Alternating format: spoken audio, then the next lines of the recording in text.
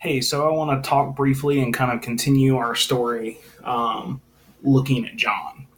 So we closed off with John 1. We finished uh, the intro. We learned about John the Baptist. We had the intro of Jesus going to find his disciples. The book of John talked about how Jesus is the Word and kind of established Jesus' divinity. And so then we come into John chapter 2 and specifically look in John chapter 2, 1 through 12. And it's the story about the wedding. And there's a few interesting things in this one.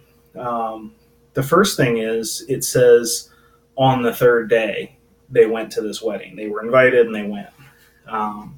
But at the wedding, they're out of wine. And it makes it sound like, they show up.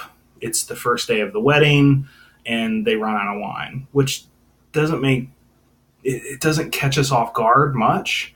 But what we need to remember is that weddings there at that time and that culture would last for many days. And so for them to be out of wine, they probably had been having the wedding for a few days already. And this is, you can see this even further in the response, a little bit further in this little story where the master of the banquet says to the bridegroom that he's impressed that the bridegroom would save the best wine for last.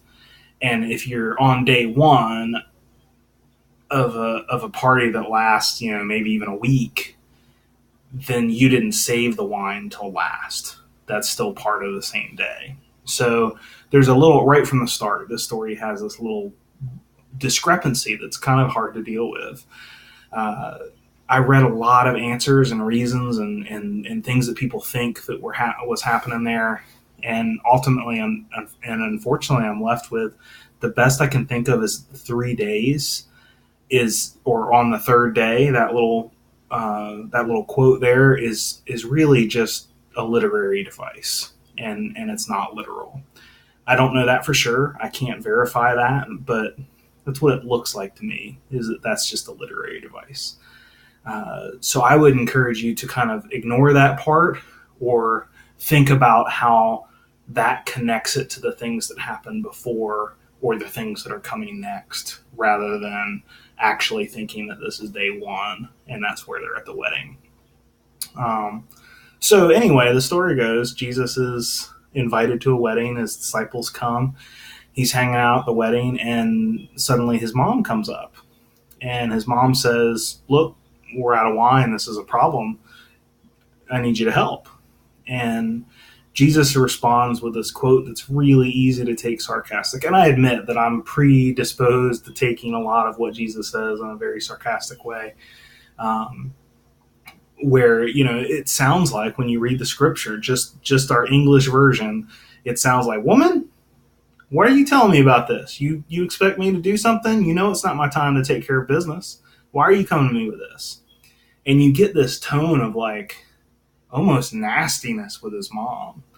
And even if you don't get that, you're probably certainly not getting what I'm going to get into. What's really there when you get into the Greek, when you get into the original language it was in, the word that he used for woman was actually a term of deep endearment.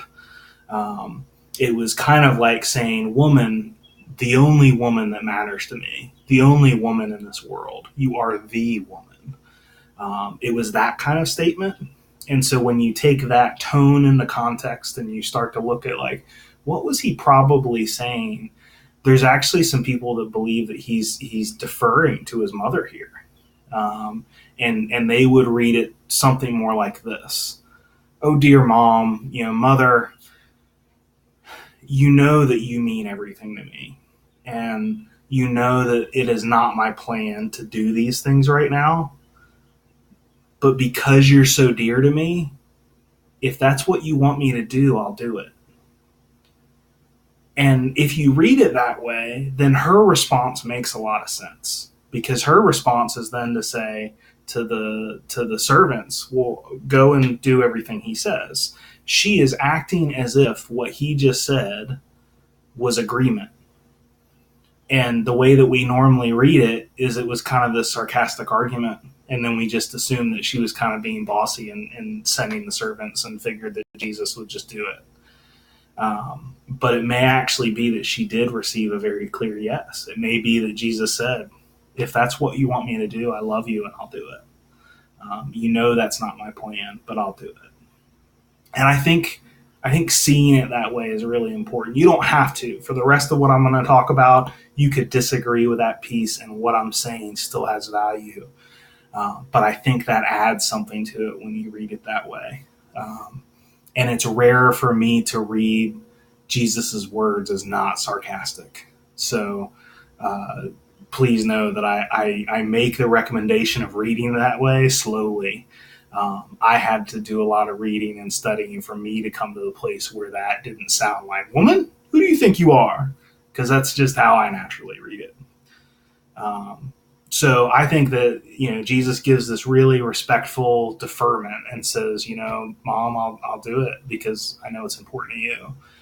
And I think it's worth noting that this is not Jesus's plan. However you read this, Jesus's plan is not to do what happens next. He does not plan on helping, because in order to help, he has to do a miracle. And he knows that if he does a miracle, that's putting him one step closer to being on the cross. And you can see this all throughout the Gospels. He's telling the people that are the benefactors of his miracles, don't tell anybody, just go, be happy, be on your way, don't sin, but don't tell this to anybody.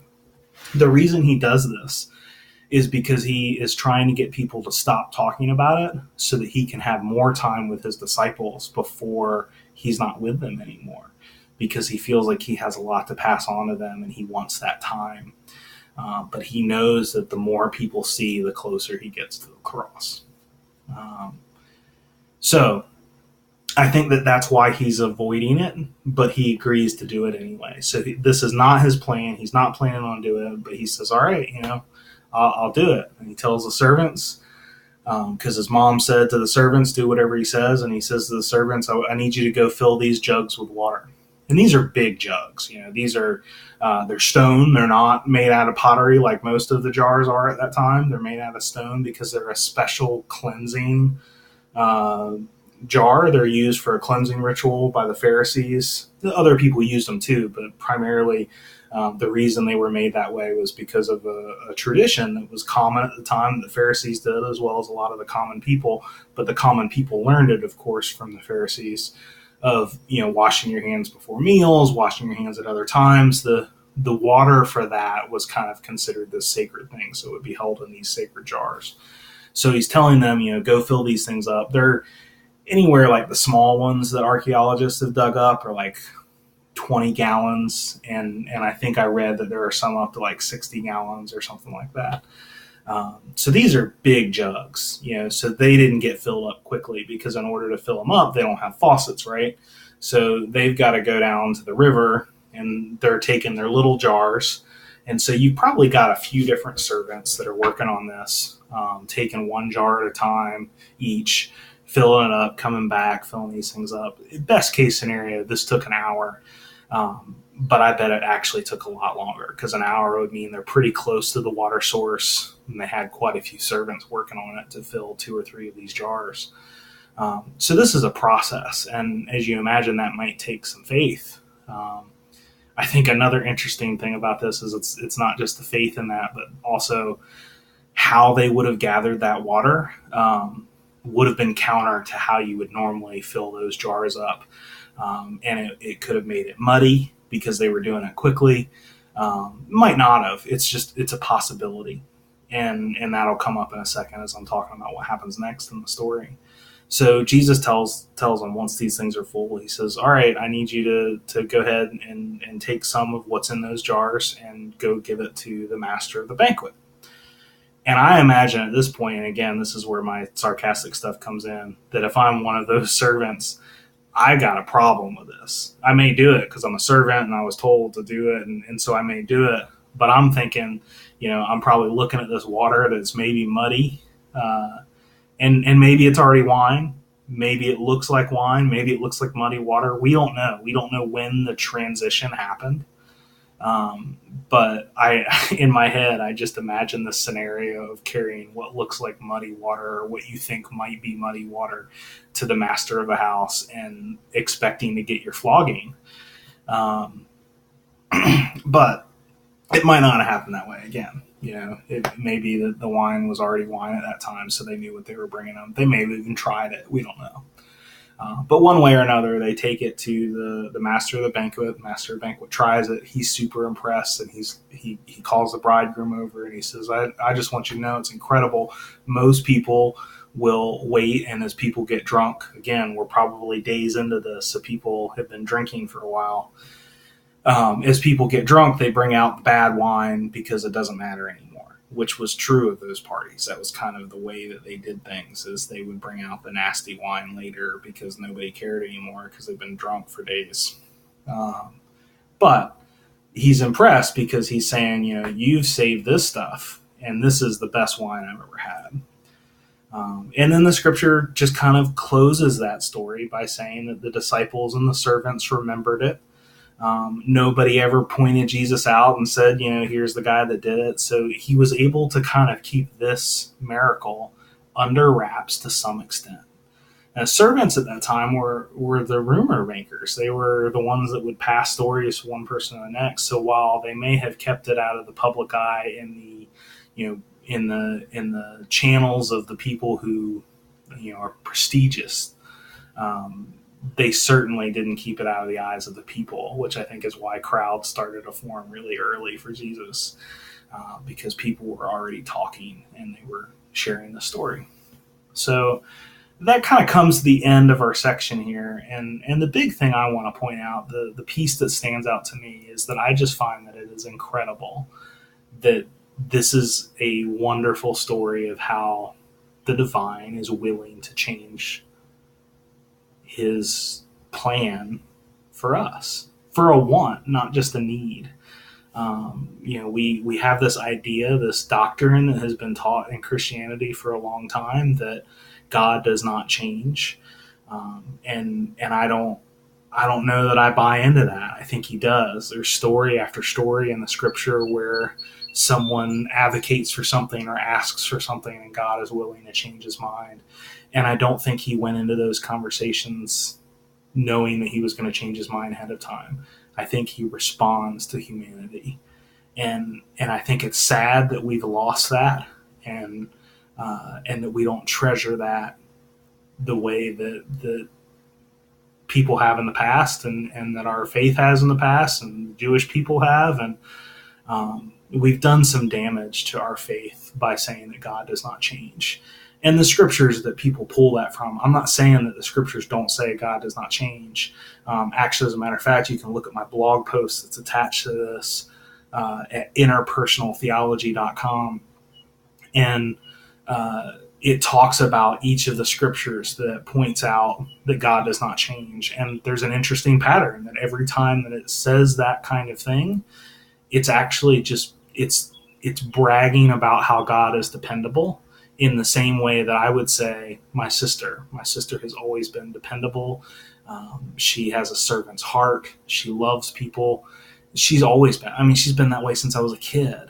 And I could say something like that, but nobody would think that I was claiming that she was unchangeable. Those are the sorts of statements that were made about God. But because we often take those things so literally, we meld them and push them out of context and make a doctrine out of it and say that God is unchangeable, which just doesn't match the scriptures. The stories, the narrative of the scriptures show that God changes and that he responds to humanity. And I think we need to claim that again as a faith. And for me, that is what I get out of John 2. I hope you enjoyed it. See you next time.